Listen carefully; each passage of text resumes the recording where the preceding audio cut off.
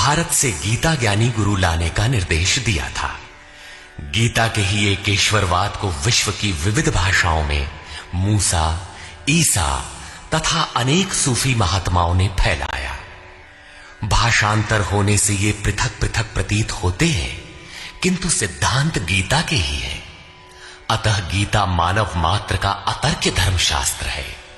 गीता का आशय यथार्थ गीता के रूप में प्रस्तुत कर स्वामी श्री अड़गड़ानंद जी महाराज ने मानव मात्र को एक अमूल्य निधि दी है।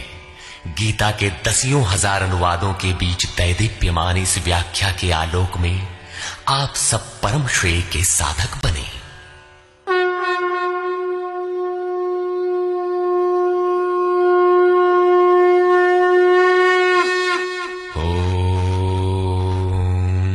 श्री परमात्मने नमः। यथार्थ गीता श्रीमद् भगवद गीता अथ षष्ठोऽध्याय।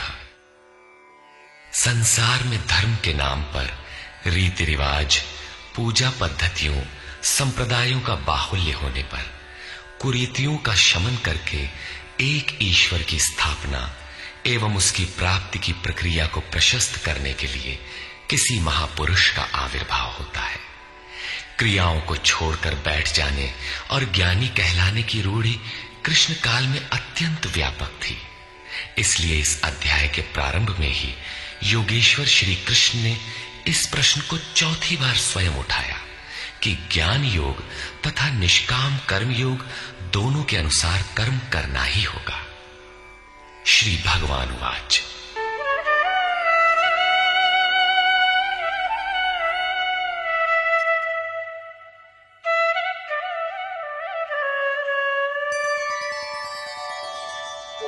अनाश्रितः कर्मफलम् कार्यं कर्म करोति यः स सन्न्यासी च योगी च न निरग्निर्न चाक्रियः।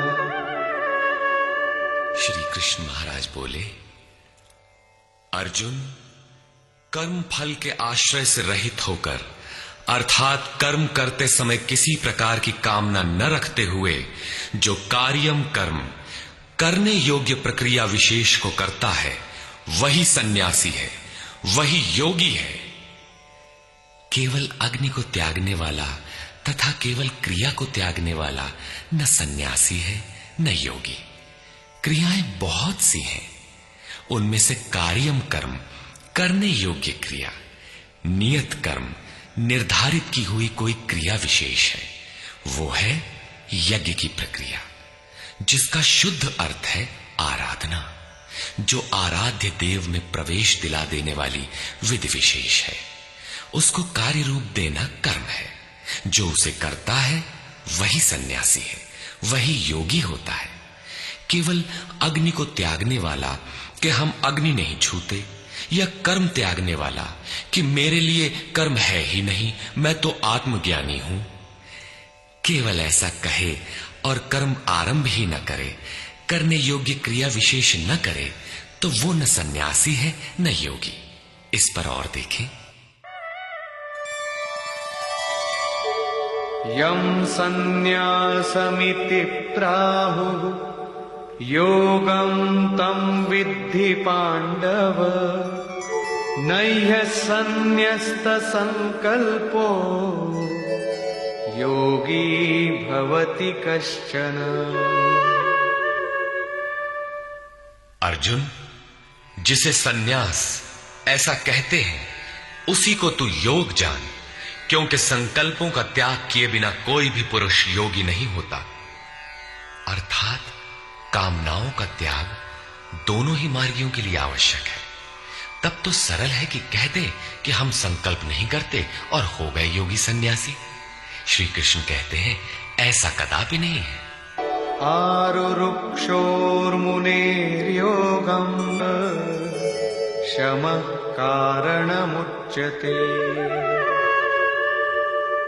योग पर आरूढ़ होने की इच्छा वाले मननशील पुरुष के लिए योग की प्राप्ति में कर्म करना ही कारण है। और योग का अनुष्ठान करते करते जब वो परिणाम देने की अवस्था में आ जाए, उस योगारूढ़ता में शमः कारणम उच्यते, संपूर्ण संकल्पों का अभाव कारण है। इससे पहले संकल्प पिंड नहीं छोड़ते। और यदा हिनेन्द्रियार्थेषु न कर्मस्वनुषज्यते सर्वसंकल्प सन्न्यासी योगारूढ़स्तदोच्यते। जिस काल में पुरुष न तो इंद्रियों के भोगों में आसक्त होता है और न कर्मों में ही आसक्त है, योग की परिपक्वावस्था में पहुंच जाने पर आगे कर्म करके ढूंढने किसे। अतः नियत कर्म आराधना की आवश्यकता नहीं रह जाती, इसलिए वो कर्मों में भी आसक्त नहीं है। उस काल में सर्व संकल्प सन्यासी, सर्व संकल्पों का अभाव है, वही सन्यास है, वही योगारूढ़ता है। रास्ते में सन्यास नाम की कोई वस्तु नहीं है। इस योगारूढ़ता से लाभ क्या है?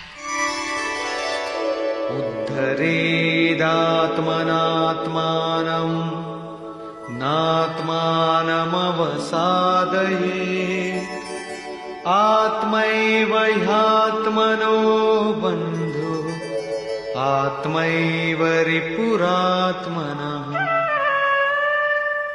अर्जुन, मनुष्य को चाहिए कि अपने द्वारा अपना उद्धार करे, अपने आत्मा को अधोगति में न पहुंचावे, क्योंकि वो जीवात्मा स्वयं ही अपना मित्र है और यही अपना शत्रु भी है। कब ये शत्रु होता है और कब मित्र, इस पर कहते हैं बन्धुरात्मात्मनस्तस्य येनात्मैवात्मना जितः अनात्मनस्तु शत्रुत्वे वर्तेतात्मैव शत्रुवत्। जिस जीवात्मा द्वारा मन और इंद्रियों सहित शरीर जीता हुआ है, उसके लिए उसी का जीवात्मा मित्र है, और जिसके द्वारा मन और इंद्रियां सहित शरीर नहीं जीता गया है, उसके लिए वो स्वयं शत्रुता में बरतता है। इन दो श्लोकों में श्री कृष्ण एक ही बात कहते हैं कि अपने द्वारा अपने आत्मा का उद्धार करें, उसे अधोगति में न पहुंचाएं, क्योंकि आत्मा ही मित्र है। सृष्टि में न दूसरा कोई शत्रु है न मित्र। किस प्रकार? जिसके द्वारा मन सहित इंद्रियां जीती हुई हैं, उसके लिए उसी का आत्मा मित्र बनकर मित्रता में बरतता है, परम कल्याण करने वाला होता है। और जिसके द्वारा मन सहित इंद्रियां नहीं जीती गई हैं, उसके लिए उसी का आत्मा शत्रु बनकर शत्रु में बरतता है, नीच योनियों और यातनाओं की ओर ले जाता है। प्रायः लोग कहते हैं मैं तो आत्मा हूं। गीता में लिखा है, न इसे शस्त्र काट सकता है, न अग्नि जला सकता है, न वायु सुखा सकता है। ये नित्य है, अमृत स्वरूप है, न बदलने वाला है, शाश्वत है, और वो आत्मा मुझ में है ही। वे गीता की इन पंक्तियों पर ध्यान नहीं देते कि आत्मा अधोगति में भी जाता है, आत्मा का उद्धार भी होता है, जिसके लिए कार्यम कर्म करने योग्य प्रक्रिया बताई गई है। अब अनुकूल आत्मा के लक्षण देखें।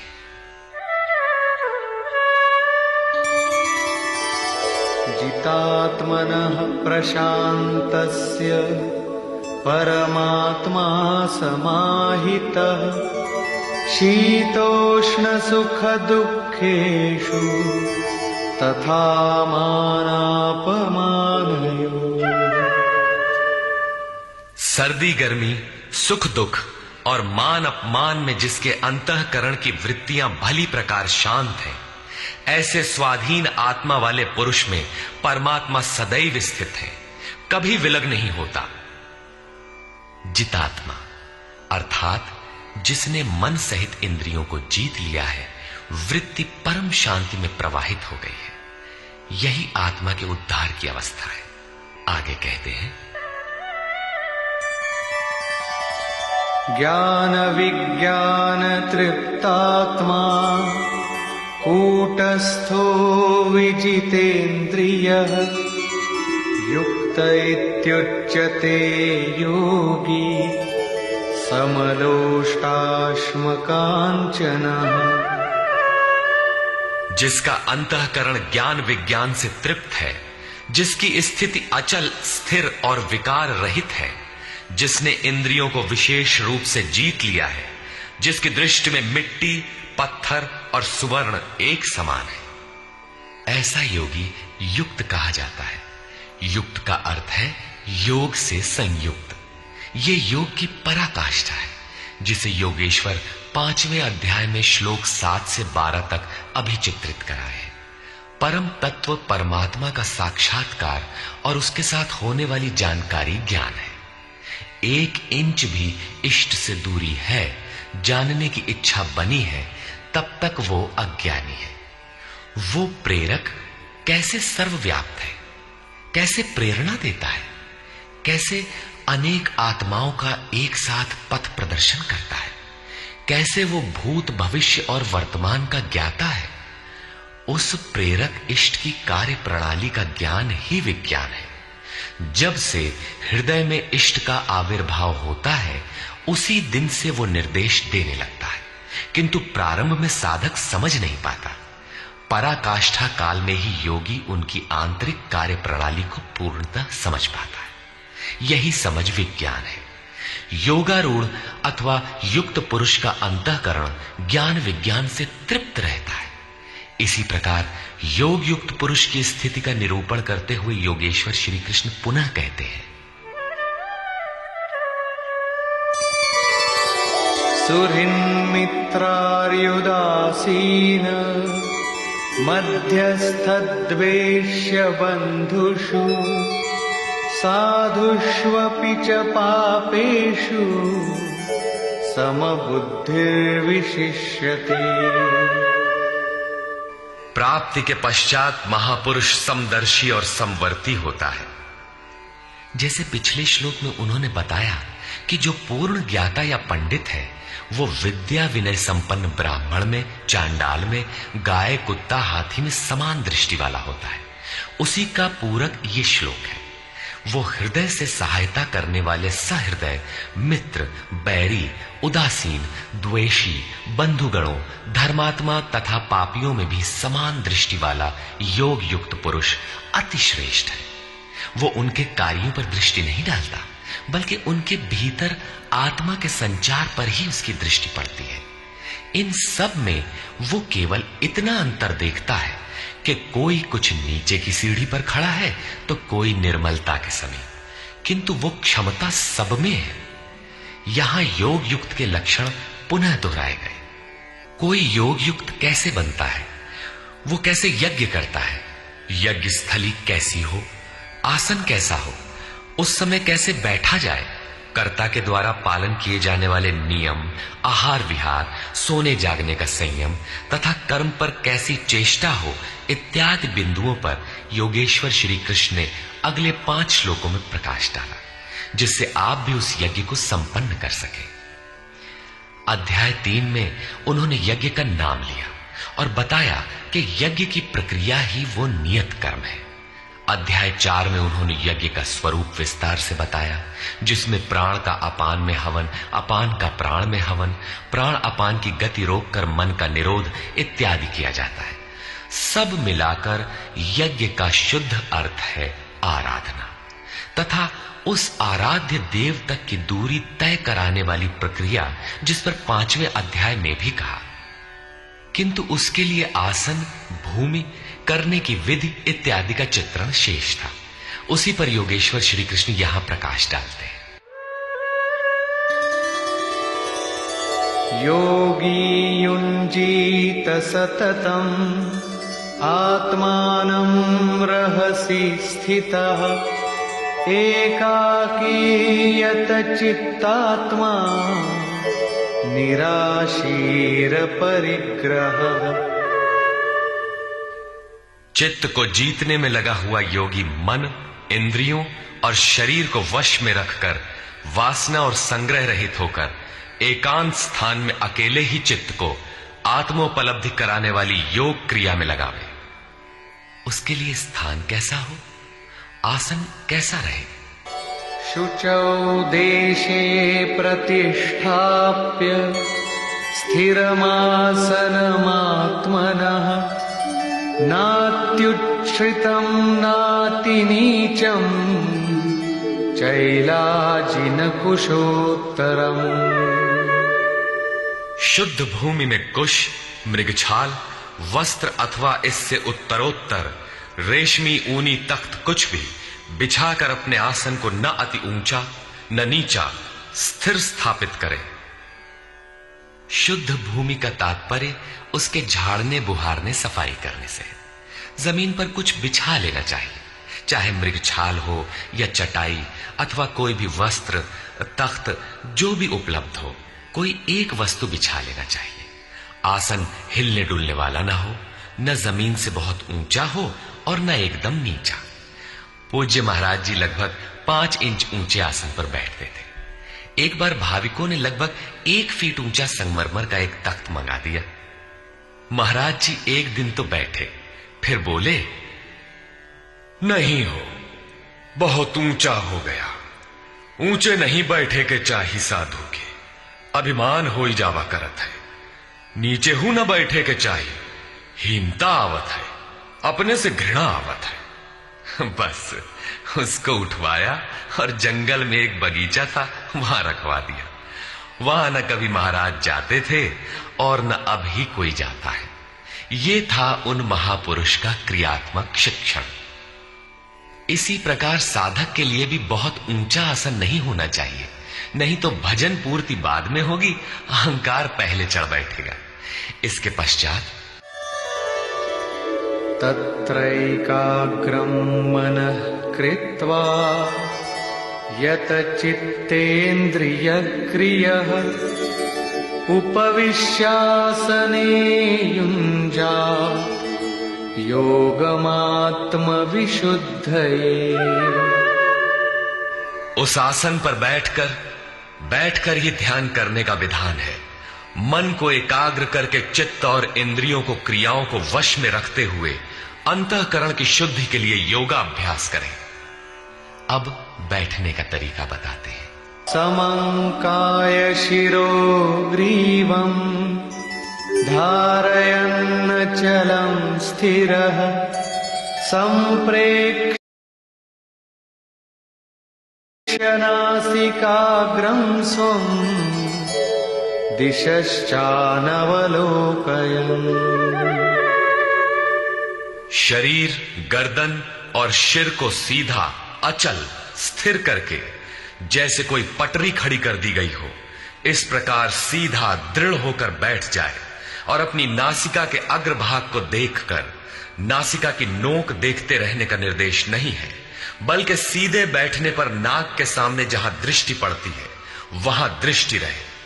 दाहिने बाएं देखते रहने की चंचलता न रहे। अन्य दिशाओं को न देखता हुआ स्थिर होकर बैठे और प्रशांतात्मा विगतभीः ब्रह्मचारि व्रते स्थितः मनः संयम्य मच्चित्तो युक्त आसीत मत्परः। ब्रह्मचर्य व्रत में स्थित होकर।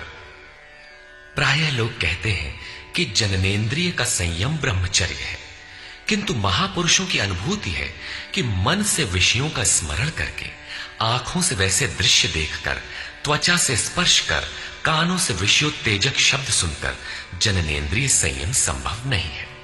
ब्रह्मचारी का वास्तविक अर्थ है ब्रह्म आचरति स ब्रह्मचारी। ब्रह्म का आचरण है नियत कर्म, यज्ञ की प्रक्रिया, जिसे करने वाले यान्ति ब्रह्म सनातनम, सनातन ब्रह्म में प्रवेश पा जाते हैं। इसे करते समय स्पर्शान कृत्वा बहिर्बाह्यान, बाहर के स्पर्श, मन और सभी इंद्रियों के स्पर्श बाहर ही त्याग कर चित्त को ब्रह्म चिंतन में, श्वास प्रश्वास में ध्यान में लगाना है। मन ब्रह्म में लगा है तो बाह्य स्मरण कौन करे? यदि बाह्य स्मरण होता है तो अभी मन लगा कहां? विकार शरीर पर नहीं, मन की तरंगों में रहता है। मन ब्रह्माचरण में लगा है तो जननेन्द्रिय संयम ही नहीं, सकलेंद्रिय संयम तक स्वाभाविक हो जाता है। अतः ब्रह्म के आचरण में स्थित रहकर भय रहित और अच्छी प्रकार शांत अंतःकरण वाला मन को संयत रखते हुए मुझ में लगे हुए चित्त से युक्त मेरे परायण होकर स्थित हो। ऐसा करने का परिणाम क्या होगा?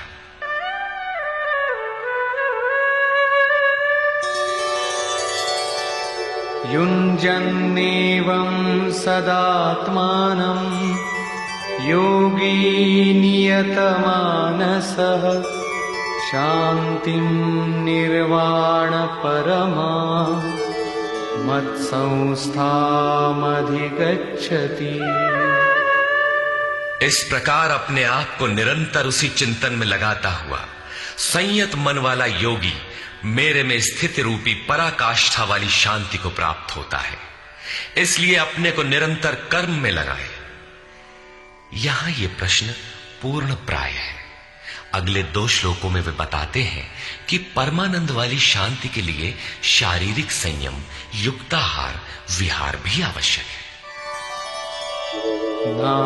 नात्यश्नतस्तु योगोऽस्ति न चैकान्तमनश्नतः न चाति स्वप्नशीलस्य जाग्रतो नैव चार्जुन।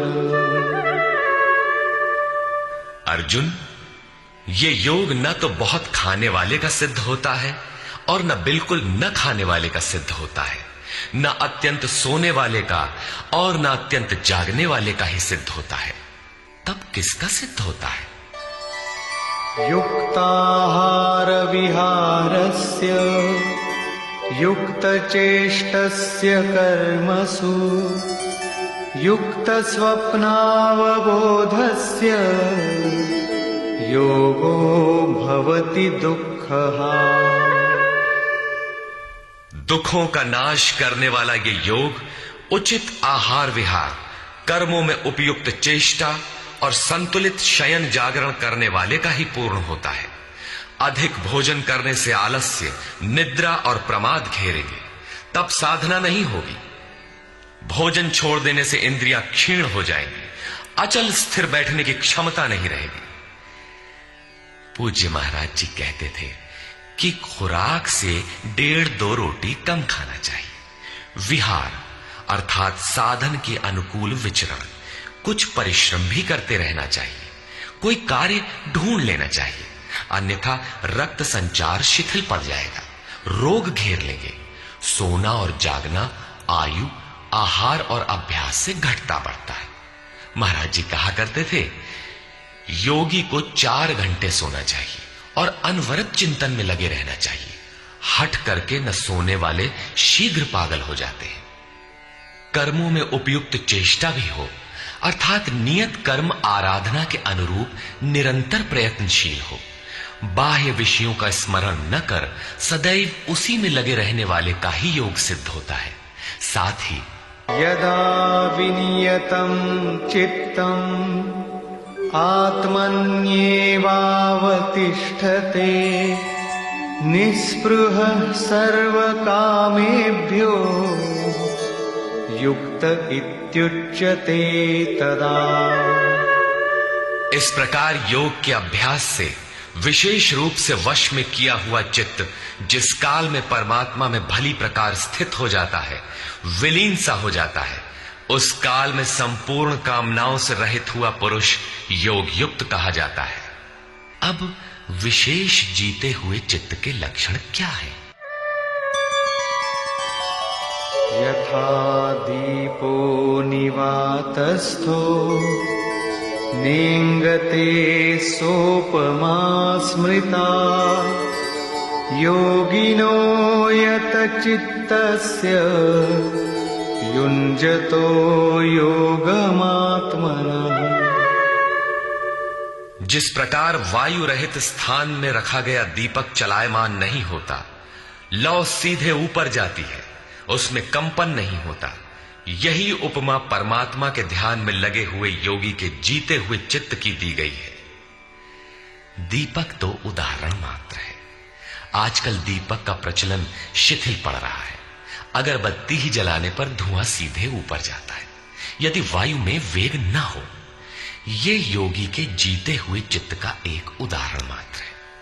अभी चित्त भले ही जीता गया है, निरोध हो गया है, किंतु अभी चित्त है। जब निरुद्ध चित्त का भी विलय हो जाता है तब कौन सी विभूति मिलती है, देखें। यत्रो परमते चित्तम निरुद्धं योग सेवया यत्र चैवात्मनात्मानं पश्यन्नात्मनि तुष्यति।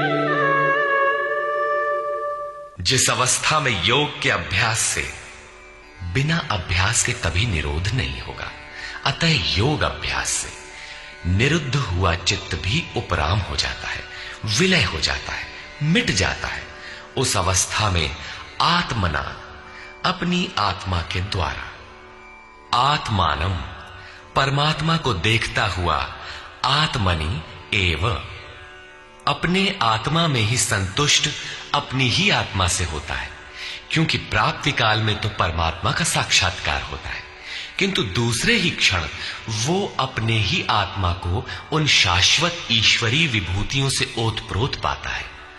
ब्रह्म अजर, अमर, शाश्वत, अव्यक्त और अमृत स्वरूप है, तो इधर आत्मा भी अजर, अमर, शाश्वत, अव्यक्त और अमृत स्वरूप है तो, किंतु अचिंत्य भी है। जब तक चित्त और चित्त की लहर है तब तक वो आपके उपभोग के लिए नहीं है। चित्त का निरोध और निरुद्ध चित्त के विलय काल में परमात्मा का साक्षात्कार होता है और दर्शन के ठीक दूसरे क्षण उन्हीं ईश्वरीय गुण धर्मों से युक्त ही अपने आत्मा को पाता है। इसलिए वो अपने ही आत्मा में संतुष्ट होता है। यही उसका स्वरूप है, यही पराकाष्ठा है। इसी का पूरक अगला श्लोक देखें। सुखमात्यन्तिकं यत्तत् बुद्धिग्राह्यमतीन्द्रियं वेत्ति यत्र न चैवायं स्थितश्चलति तत्वतः। तथा इंद्रियों से अतीत, केवल शुद्ध हुई सूक्ष्म बुद्धि द्वारा ग्रहण करने योग्य जो अनंत आनंद है, उसको जिस अवस्था में अनुभव करता है और जिस अवस्था में स्थित हुआ योगी भगवत स्वरूप को तत्व से जानकर चलायमान नहीं होता, सदैव उसी में प्रतिष्ठित रहता है। तथा यं लब्ध्वा चापरं लाभं मन्यते नाधिकं ततः यस्मिन् स्थितो न दुःखेन गुरुणापि विचाल्यते। परमेश्वर की प्राप्ति रूप जिस लाभ को, पराकाष्ठा की शांति को प्राप्त कर उससे अधिक दूसरा कुछ भी लाभ नहीं मांगता, और भगवत प्राप्ति रूप जिस अवस्था में स्थित हुआ योगी बड़े भारी दुख से भी चलायमान नहीं होता, दुख का उसे भान भी नहीं होता, क्योंकि भान करने वाला चित्त तो मिट गया। इस प्रकार तम विद्या दुख संयोग वियोगम योग संगीतम सनिश्चयेन योक्तव्यो योगो निर्विण्ण चेतसा। जो संसार के संयोग और वियोग से रहित है उसी का नाम योग है। जो आत्यंतिक सुख है उसके मिलन का नाम योग है। जिसे परम तत्व परमात्मा कहते हैं उसके मिलन का नाम योग है। वो योग न उकताए हुए चित्त से निश्चय पूर्वक करना कर्तव्य है। धैर्य पूर्वक लगा रहने वाला ही योग में सफल होता है।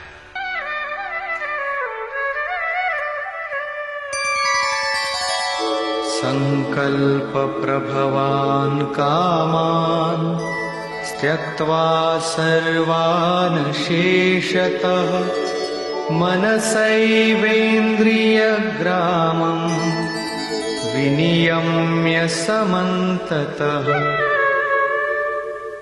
इसलिए मनुष्य को चाहिए कि संकल्प से उत्पन्न होने वाली संपूर्ण कामनाओं को वासना और आसक्ति सहित सर्वथा त्याग कर मन के द्वारा इंद्रियों के समुदाय को सब ओर से अच्छी प्रकार वश में करके शनैः शनैरुपरमेद् बुद्ध्या धृतिगृहीतया आत्मसंस्थं मनः कृत्वा न किंचिदपि चिंतयेत्। क्रम क्रम से अभ्यास करता हुआ उपरामता को प्राप्त हो जाए, चित्त का निरोध और क्रमशः विलय हो जाए, तदनंतर वो धैर्य युक्त बुद्धि द्वारा मन को परमात्मा में स्थित करके अन्य कुछ भी चिंतन न करे। निरंतर लगकर पाने का विधान है, किंतु आरंभ में मन लगता नहीं। इस पर योगेश्वर कहते हैं, यतो यतो निश्चरति मनश्चञ्चलमस्थिरम् ततस्ततो नियम्यैतद् आत्मन्येव वशं नयेत्। ये स्थिर न रहने वाला चंचल मन जिस जिस कारण से सांसारिक पदार्थों में विचरता है, उससे रोक कर बारंबार अंतरात्मा में ही निरोध करे। प्रायः लोग कहते हैं कि मन जहां भी जाता है जाने दो, प्रकृति में ही तो जाएगा और प्रकृति भी उस ब्रह्म के ही अंतर्गत है। प्रकृति में विचरण करना ब्रह्म के बाहर नहीं है। किंतु श्री कृष्ण के अनुसार यह गलत है। गीता में इन मान्यताओं का किंचित भी स्थान नहीं है। श्री कृष्ण का कथन है कि मन जहां जहां जाए, जिन माध्यम से जाए, उन्हीं माध्यम से रोककर परमात्मा में ही लगावें। मन का निरोध संभव है। इस निरोध का परिणाम क्या होगा? प्रशान्तमनसं येनं योगिनं सुखमुत्तमम् उपैति शान्तरजसं ब्रह्मभूतमकल्मषम्। जिसका मन पूर्ण रूपेण शांत है, जो पाप से रहित है, जिसका रजोगुण शांत हो गया है, ऐसे ब्रह्म से एकीभूत योगी को सर्वोत्तम आनंद प्राप्त होता है, जिससे उत्तम कुछ भी नहीं है। इसी पर पुनः बल देते हैं, युञ्जन्नेवं सदात्मानं योगी विगतकल्मषः सुखेन ब्रह्म संस्पर्शम् अत्यंतं सुखमश्नुते। पाप रहित योगी इस प्रकार आत्मा को निरंतर उस परमात्मा में लगाता हुआ सुखपूर्वक परब्रह्म परमात्मा की प्राप्ति के अनंत आनंद की अनुभूति करता है। वो ब्रह्म संस्पर्श अर्थात ब्रह्म के स्पर्श और प्रवेश के साथ अनंत आनंद का अनुभव करता है। अतः भजन अनिवार्य है। इसी पर आगे कहते हैं, सर्वभूतस्थमात्मानं सर्वभूतानि चात्मनि ईक्षते योगयुक्तात्मा सर्वत्र समदर्शनः। योग के परिणाम से युक्त आत्मा वाला, सब में समभाव से देखने वाला योगी आत्मा को संपूर्ण प्राणियों में व्याप्त देखता है और संपूर्ण भूतों को आत्मा में ही प्रवाहित देखता है। इस प्रकार देखने से लाभ क्या है? यो मां पश्यति सर्वत्र सर्वं च मयि पश्यति तस्याहं न प्रणश्यामि स च मे न प्रणश्यति।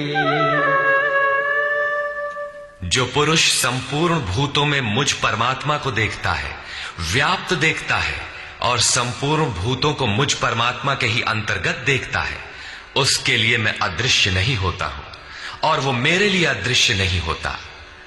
ये प्रेरक का आमने सामने मिलन है, सख्य भाव है, सामीप्य मुक्ति है।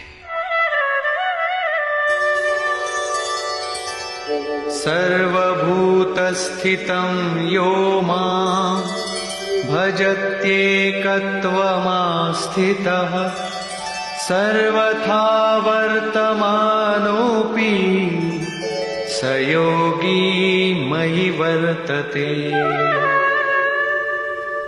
जो पुरुष अनेकता से परे उपर्युक्त एकत्व भाव से मुझ परमात्मा को भजता है, वो योगी सब प्रकार के कार्यों में बरतता हुआ मेरे में ही बरतता है, क्योंकि मुझे छोड़कर उसके लिए कोई बचा भी तो नहीं। उसका तो सब मिट गया, इसलिए वो अब उठता बैठता जो कुछ भी करता है मेरे संकल्प से करता है। आत्मौपम्येन सर्वत्र समं पश्यति योऽर्जुन सुखं वा यदि वा दुःखं स योगी परमो मतः। हे अर्जुन, जो योगी अपने ही समान संपूर्ण भूतों में सम देखता है, अपने जैसा देखता है, सुख और दुख भी सब में समान देखता है, वो योगी जिसका भेदभाव समाप्त हो गया है, परम श्रेष्ठ माना गया है। प्रश्न पूरा हुआ। इस पर अर्जुन ने प्रश्न किया। अर्जुन उवाच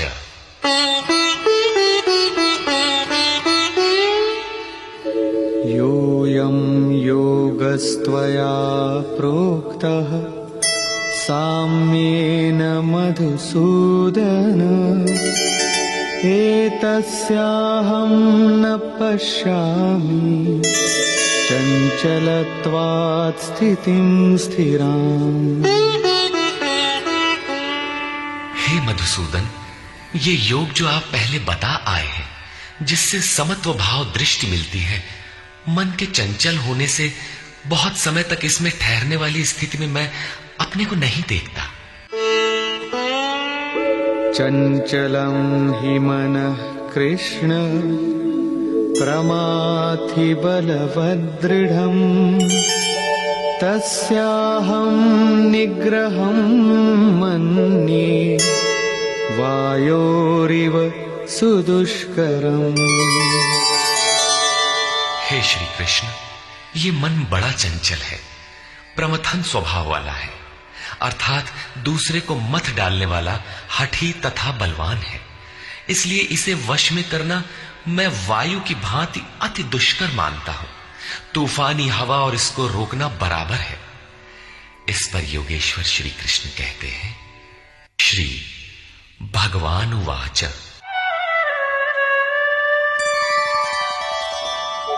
असंशयं महाबाहो मनो दुर्निग्रहं चलम् अभ्यासेन तु कौन्तेय वैराग्येण च गृह्यते। महान कार्य करने के लिए प्रयत्नशील अर्थात महाबाहु अर्जुन, निसंदेह मन चंचल है, बड़ी कठिनाई से वश में होने वाला है, परंतु कौन्तेय यह अभ्यास और वैराग्य के द्वारा वश में होता है। जहां चित्त को लगाना है वहां स्थिर करने के लिए बार बार प्रयत्न का नाम अभ्यास है, तथा देखी सुनी विषय वस्तुओं में, संसार या स्वर्ग आदि के भोगों में राग अर्थात लगाव का त्याग वैराग्य है। श्री कृष्ण कहते हैं कि मन वश में करना कठिन है, किंतु अभ्यास और वैराग्य द्वारा ये वश में हो जाता है। असंयतात्मना योगो दुष्प्राप इति मे मतिः वश्यात्मना तु यतता शक्यो वाप्तुमुपायतः। अर्जुन, मन को वश में न करने वाले पुरुष के लिए योग प्राप्त होना कठिन है, किंतु स्ववश मन वाले प्रयत्नशील पुरुष के लिए योग सहज है। ऐसा मेरा अपना मत है। जितना कठिन तू मान बैठा है उतना कठिन नहीं है, अतः इसे कठिन मानकर छोड़ मत दो। प्रयत्न पूर्वक लगकर योग को प्राप्त कर, क्योंकि मन वश में करने पर ही योग संभव है। इस पर अर्जुन ने प्रश्न किया। अर्जुन उवाच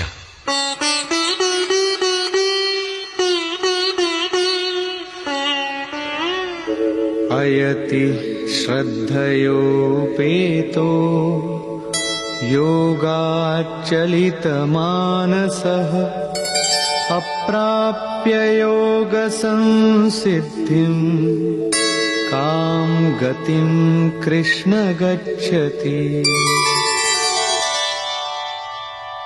योग करते करते यदि किसी का मन चलायमान हो जाए, यद्यपि अभी योग में उसको श्रद्धा है ही, तो ऐसा पुरुष भगवत सिद्धि को प्राप्त न होकर किस गति को पाता है? कच्चिन्नो भय विभ्रष्टः छिन्नाभ्रमिव नश्यति अप्रतिष्ठो महाबाहो विमूढ़ो ब्रह्मणः पथि। महाबाहु श्री कृष्ण भगवत प्राप्ति के मार्ग से विचलित हुआ वो मोहित पुरुष छिन्न भिन्न बादल की भांति दोनों ओर से नष्ट भ्रष्ट तो नहीं होता। छोटी सी बदली आकाश में छाए तो वो न बरस पाती है, न लौटकर मेघों से ही मिल पाती है, बल्कि हवा के झोंकों से देखते देखते नष्ट प्राय हो जाती है। उसी प्रकार शिथिल प्रयत्न वाला, कुछ काल तक साधन करके स्थगित करने वाला नष्ट तो नहीं हो जाता। वो न आप में प्रवेश कर सका और न भोग ही भोग पाया, उसकी कौन सी गति होती है?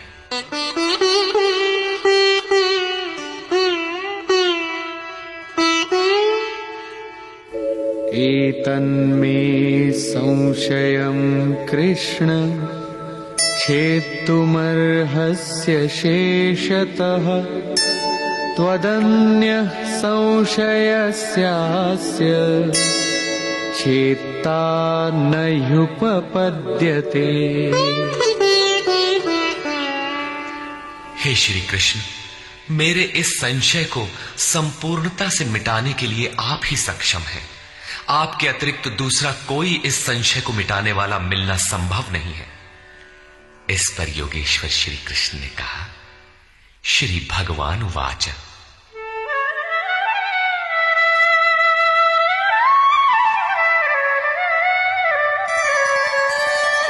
पार्थ नैवेह नामुत्र विनाशस्तस्य विद्यते न हि कल्याणकृत् कश्चित् दुर्गतिं तात गच्छति।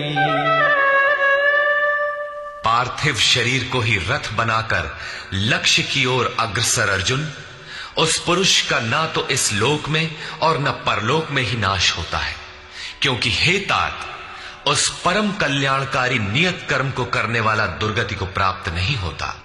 उसका होता क्या है? प्राप्य पुण्यकृतान् लोकान् उषित्वा शाश्वती समाः शुचीनां श्रीमतां गेहि योगभ्रष्टोऽभिजायते।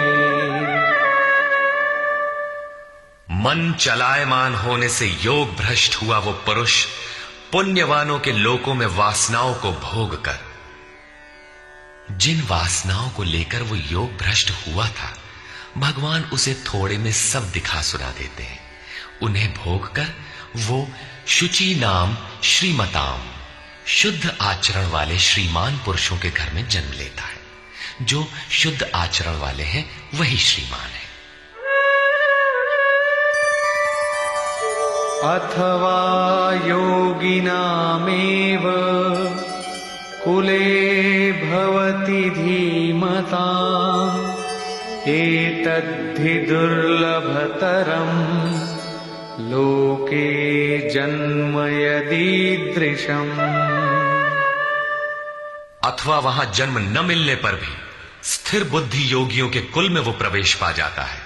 श्रीमानों के घर में पवित्र संस्कार बचपन से ही मिलने लगते हैं, किंतु वहां जन्म न हो पाने पर वो योगियों के कुल में, घर में नहीं, शिष्य परंपरा में प्रवेश पा जाता है। कबीर, तुलसी, रैदास, वाल्मीकि इत्यादि को शुद्ध आचरण और श्रीमानों का घर नहीं, योगियों के कुल में प्रवेश मिला। सद्गुरु के कुल में संस्कारों का परिवर्तन भी एक जन्म है, और ऐसा जन्म संसार में निसंदेह अति दुर्लभ है। योगियों के यहां जन्म का अर्थ उनके शरीर से पुत्र रूप में उत्पन्न होना नहीं है।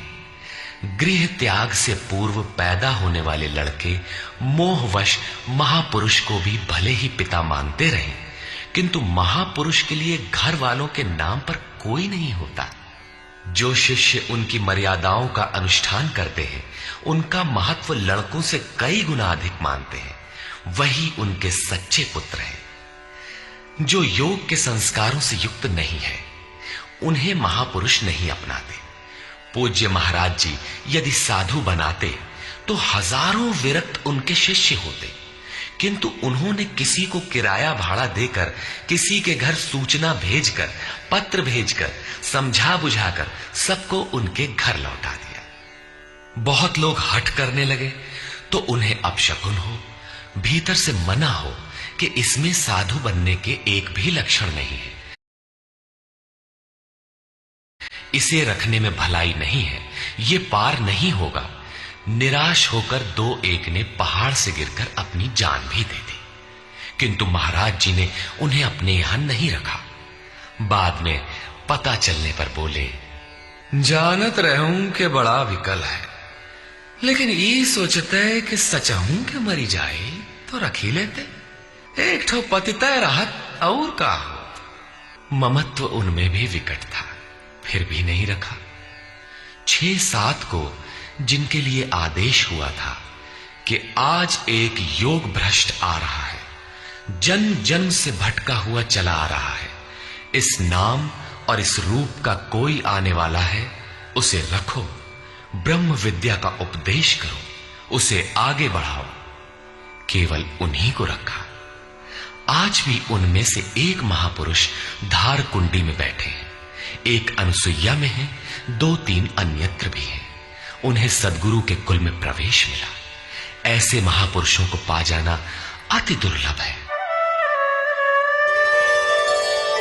तत्र तं बुद्धि संयोगं लभते पौर्वदेहिकं यतते च ततो भूयः संसिद्धौ कुरु नंदन। वहां वो पुरुष पहले शरीर में साधन किए हुए बुद्धि के संयोग को, अर्थात पूर्व जन्म के साधन संस्कारों को अनायास ही प्राप्त हो जाता है, और हे कुरुनंदन, उसके प्रभाव से वो फिर संसिद्धौ, भगवत प्राप्ति रूपी परम सिद्धि के निमित्त प्रयत्न करने लगता है।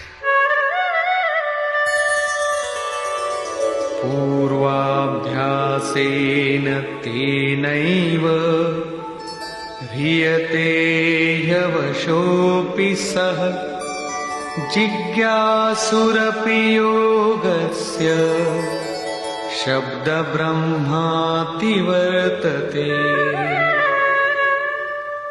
श्रीमानों के घर विषयों के वश में रहने पर भी वो पूर्व जन्म के अभ्यास से भगवत पथ की ओर आकर्षित हो जाता है, और योग में शिथिल प्रयत्न वाला वो जिज्ञासु भी वाणी के विषय को पार करके निर्वाण पद को पा जाता है। उसकी प्राप्ति का यही तरीका है, कोई एक जन्म में पाता भी नहीं। प्रयत्नाद्यतमानस्तु योगी संशुद्ध किल्बिषः अनेक जन्म संसिद्धः ततो याति परां गतिम्। अनेक जन्मों से प्रयत्न करने वाला योगी परम सिद्धि को प्राप्त हो जाता है। प्रयत्न पूर्वक अभ्यास करने वाला योगी सभी पापों से अच्छी प्रकार शुद्ध होकर परम गति को प्राप्त हो जाता है। प्राप्ति का यही क्रम है। पहले शिथिल प्रयत्न से यह योग आरंभ होता है, मन चलायमान होने पर जन्म लेता है, सद्गुरु के कुल में प्रवेश पाता है और प्रत्येक जन्म में अभ्यास करते हुए वहीं पहुंच जाता है जिसका नाम परम गति, परम धाम है। योगेश्वर श्री कृष्ण ने कहा था कि इस योग में बीज का नाश नहीं होता।